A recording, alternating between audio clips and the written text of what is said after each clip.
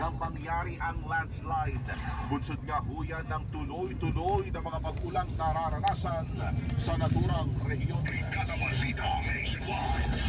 Samantala, pumalo na sa halos 350,000 na mga individual ang apektado ng sama ng panahon dulot ng shear line sa Davao Region. Sa ulat ng National Disaster Risk Reduction Management Council o NDRRMC, nasa 12,000 pamilya ang nananatili sa mga evacuation center sa Davao de Oro, Davao del Norte, Occidental, Oriental at Davao del Sur. May ilang kalsada ang hindi pa rin passable sa ngayon sa mga sasakyan. Mahigit 15 million na halaga ng tulong naman ang naipamahagi na ng pamahalaan sa mga apektadong individual. Samantala mga kabrigada, sinupo mga balita naman nanindigan.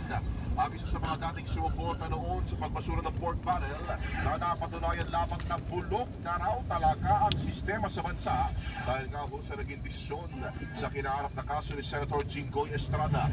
Sa panayam ng Brigada News FM Manila kay UP Diliman Associate Professor for Journalism Danilo Arao, sinabi po niya na mahigit 10 taon nang gumugulong ang kasong plunder o pandarambong ni Senator Jinggoy bago mamanhuyan na pagdesisyonan. Talagang bulok yung sistema ng justisya sa ating lipunan dahil na rin sa nangyari hindi lang kay Jinggoy Estrada kundi pati na rin sa dalawang senador, Bong Revilla at Juan Ponce Estile. Ang naiipit sa isyong ito ay yung kanilang mga congressional or legislative staff. Ayon pa kay Araw, noong umpisa sinasabing malakas ang kaso laban kay Estrada kung kaya't na dinayang bail nito 10 taon na nakalipas dahil nga huyan sa kinasasabotang paglulustay ng pera umano ng bayan, ngunit tila pinahinog lamang hanggang sa tuluyan na nga ho makawalang bisa. Parang lumalabas na naghihintay talaga ng mga election cycle yung mga akusado para sila ay mapaupo sa pwesto at masigurado nila na ang kanilang kapangyarihan at impluensya ay mapapanatili para masigurado yung kanilang posisyon sa lipunan at hindi sila mapanghahawakan o mapapailalim po sa mga batas po ng ating bayan. Samantala, isang senadora tiwalang may laban pa rin na itigil ang tsa-tsa kahit umabot pa ito sa plenaryo.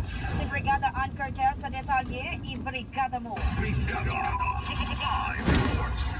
Naniniwala si Senadora Rizon Severos na dadaan pa sa mahaba-habang interogasyon at pag-aamyenda ang Charter Change or tsa-tsa bago ito may patupad sa bansa. Kaugnay nito, siniyak niya magiging aktibo siya sa magiging deliberasyon nito sa plenaryo. Lalo na't hindi umano niya nakikita ang importansya ng pagpapatupad ito sa kasalukuyang panahon. Samantala, positibo naman si Severos na mayroon pa ring laban ng publiko sa pagpapatigil ng unnecessary at dangerous na pagpapatupad ng tsa-tsa kahit nakakuha na ito ng sapat na boto. Maalala kamakailan ay nagkaroon ng issue tungkol sa pagpapapirma sa ilang residente kapalit ng 100 pesos para nga sa pagpapatupad ng People's Initiative na pag-aamenda ng konstitusyon. Ito ko isang green light. Ito ko talaan for ng 5.1 Brigada News FM Manila. Yan ka. Maabot na ta.